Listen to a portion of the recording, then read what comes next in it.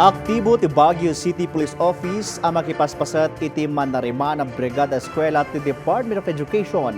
Tapno ken impasigurado ti pulisya ang nakasaganada iti panagrugi ti klase dagiti estudyante inton umay alawas. Na impanamnapay, uno na ipanamnamapay ti Lina ken Kapya. Mangipadamag ni Jessel Kate Lapizar. Nakikaykay sa ti Baguio City Police Office iti panagrugi ti Brigada Eskwela iti syudad ti Baguio. Nangi-deploy ti opisina ti 150 a police personnel kadagiti nagduduma a pagadalan iti syudad tapno mabantayan dagitoy. Nagikoordinar da kadagiti school authorities ken iti komunidad tapno matulungan dagitoy amang patalinaed ti kinaannayas kadagiti pagadalan kabayatan ti Brigada Eskwela. We will be establishing mga police assistance desk. Anong silbi nito?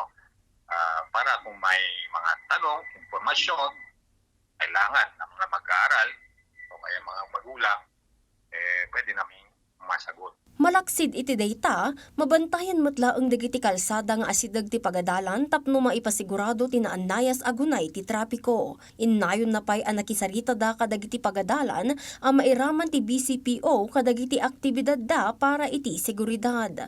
Impatang na ang napatag ti akam dagiti naganak kan komunidad iti kinatalged dagiti agad-adal. Kinunana anas kan laeng nga iwanwanda dagiti agtutubo tapno maiyadayuda iti anyaman adakas a kapanunutan kan aramid.